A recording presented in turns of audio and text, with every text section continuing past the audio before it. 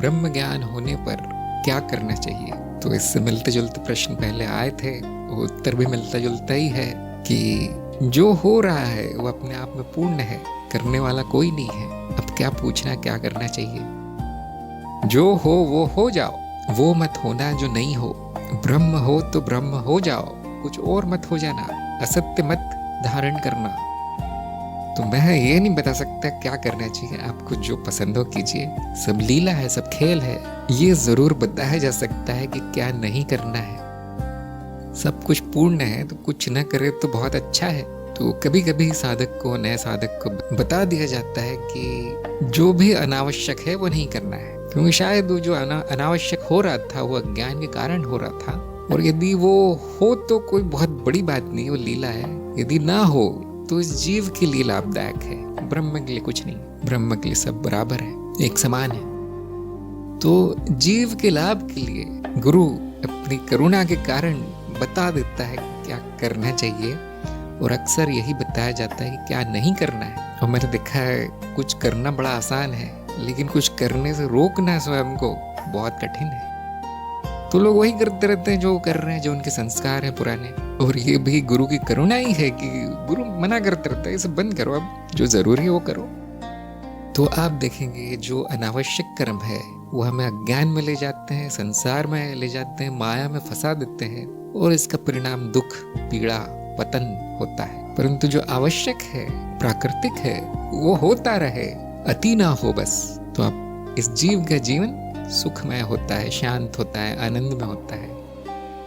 भले कुछ बड़ा ना करे वो, परंतु साधारण होता है। इसलिए हम कहते हैं ब्रह्म ज्ञान होने के बाद सुख से, शांति से, सात्विक जीवन, साधारण सा जीवन आनंद में जिए, जिसका अर्थ है कि कुछ अनावश्यक ना करें। नहीं, मुझे तो ये बड़ा काम करना था, मुझे 20 फैक्ट्रियां लगानी थी, मुझे ये करना था, मुझे इस देश पे चढ़ाई करके उस सारे लोगों को मारना था। हाँ जी, तैयार हो जाओ, खेल शुरू हो गया है। माया में फंस गए हो, कोई बुराई तो है नहीं, माया भी तो मैं हूँ। लेकिन अब उसके परिणाम आएंगे, कितने परिणाम अनंत काल तक आते ही रहेंगे। खेल लो जिसको खेलना है। तो ये कभी मना नहीं किया जाता है कि क्या नहीं करना है। हमेशा ये बता दिया जाता है कि ये करोगे तो ऐसा होगा, वो करोगे तो ऐसा होगा। अब साधक अपनी स्वयं की बुद्धि से निर्णय लेता है। ज्ञान मार्ग में कुछ भी मना नहीं है, ना कुछ करने को कहा गया है। ज्ञान होने के बाद इतनी बुद्धि चलनी चाहिए कि मेरे लिए सबसे अच्छा क्या है। अगला प्रश्न है, क्या ब्रह्म सत्य है। तो ब्रह्म की परिभाषा है संपूर्णता। सत्य असत्य द्वैत में है। अगर कुछ सत्य है तो कुछ असत्य होगा, कुछ असत्य है तो कुछ सत्य होगा। जब दोनों मिल जाते हैं तो परिभाषित नहीं है। तो सत्य भी है, असत्य भी है, दोनों का अभाव भी है। फिर सत्य क्यों कहा गया। जो उसमें जरूरी चीज है, तत्व, उसकी ओर इशारा है। ब्रह्म का तत्व साक्षी मात्र है, वो सत्य है। जैसे लकड़ी का टेबल है, उसका तत्व लकड़ी है। तो अगर आप बताना चाहेगी ये क्या है वस्तु, तो आप कहेंगे लकड़ी। लेकिन वो टेबल के रूप में भी तो है, उसका मिथ्या रूप हमेशा उसके साथ रहेगा। बिना रूप के वो लकड़ी नहीं देखी जाएगी। लेकिन जब कहा जाएगा कि ये क्या है, अंत में ये है क्या, आप कहेंगे लकड़ी है। इसी तरह अंत में है क्या, सत्य क्या है, ब्रह्म सत्य है। फिर बाकी क्या है, वो भी ब्रह्म ही है, असत्य रूप है, मिथ्या रूप, नाम रूप। तो क्या होता है कि गुरुजन कभी कभी एक वाक्य 2 या 3 शब्दों में कह देते हैं। वो लिख दिया गया ताड़पत्रों में कहीं, पूरी किताब तो नहीं लिख सकते थे। और व्यक्ति पढ़ता है 1-2 शब्दों को, समझ नहीं पाता। शास्त्र पढ़ने से कोई ज्ञान नहीं होता, वो 1-2 गूढ़ शब्द हैं बस। वहां पे सूत्र, महावाक्य लिखे हैं। जिसको पहले से जो जानता है कि वो क्यों लिखा गया है, ऐसा ही क्यों लिखा गया है, वही बता पाता है। उसको हम कहते हैं गुरु। तो आप कितने भी महावाक्य रट लीजिए, कितने भी सूत्र रट लीजिए, समझ में कुछ नहीं आएगा जब तक गुरु नहीं बताएगा कि यही क्यों है। जिसको गुरु ने बता दिया वो कभी पूछेगा नहीं, तो उसके मन में शंका नहीं आएगी। आप पढ़ते रहिए जिंदगी भर, आपके प्रश्न समाप्त नहीं होंगे, शंकाएं खत्म नहीं होंगी। या तो आप श्रद्धा में आकर अंधविश्वास कर लेंगे, लेकिन अंधविश्वास से प्रगति नहीं होती, पतन होता है। सत्य से होती है प्रगति। वो सत्य गुरु दिखाता है। गुरु ही ब्रह्म है, क्योंकि ब्रह्म ने ही गुरु का रूप लिया है अपने दूसरे रूपों को बताने के लिए कि तुम क्या हो। इस मनुष्य के दृष्टिकोण से वो ब्रह्म तो कभी दिखेगा नहीं गुरु ही दिखेगा।